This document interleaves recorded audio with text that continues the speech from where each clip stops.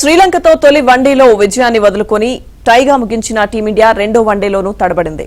నిన్న జరిగిన రెండో వన్డేలో భారత్పై శ్రీలంక 32 పరుగుల తేడాతో విజయం సాధించింది. తొలుత బ్యాటింగ్ చేసిన శ్రీలంక నిర్ణీత 50 ఓవర్లలో 9 వికెట్ల నష్టానికి 240 పరుగులు చేసింది.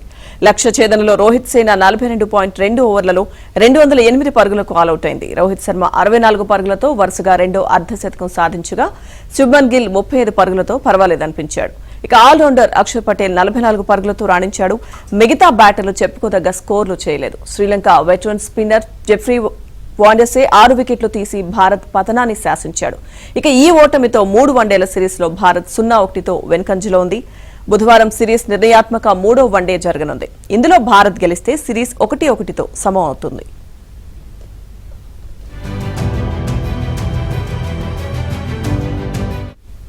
లక్ష్య ఛేదంలో టీమిండియాకు శుభారంభం దక్కిన అనూహ్యంగా వికెట్లు కోల్పోయి ఓటమిని మూటగట్టుకుంది. రోహిత్ శర్మ క్రీజ్లో ఉన్నంతసేపు 4లు 6ర్లతో అలరించాడు. అతడు 29 బంతుల్లోనే అర్ధశతకం అందుకున్నాడు. శుభ్మన్ గిల్ నిలకడగా ఆడి స్ట్రైక్ రేటౌట్ చేశాడు. ఈ క్రమంలో 13 ఓవర్లకు భారత స్కోర్ 95. దీంతో టీమిండియా 10 నుంచి 15 ఓవర్లు మిగిలియుండగానే విజయం సాధిస్తుంది అని అంతా భావించారు. కానీ ఈ దశలో శ్రీలంక మణికట్టు స్పిన్నర్ వాండర్సే వండర్ చేశారు.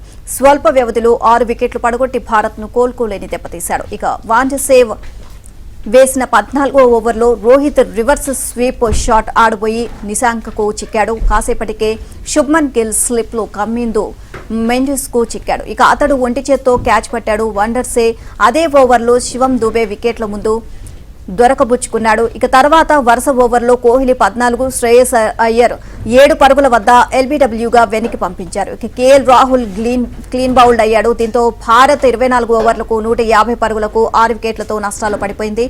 ఇక 5వ స్థానంలో వచ్చిన అక్షర్ ఓవైపు వికెట్లు పడుతున్నా నిలకడగా ఆడాడు. చరిత్ అసలంగా వేసిన 23వ ఓవర్లో ఓ 6, 2 4లు బాదాడు. అర్ధశతకం దిశగా సాగుతున్న అక్షర్తో పాటు వాషింగ్టన్ సుందర్ 15 వద్ద అసలంక వరుస ఓవర్లో వెనక్కి పంపాడు. సిరాజ్ ని కూడా అతడే అవుట్ చేశాడు. హర్షదీప్ సింగ్ రన్అట్ గా వెనుదిరగడంతో భారత్ ఆల్అవుట్ అయింది.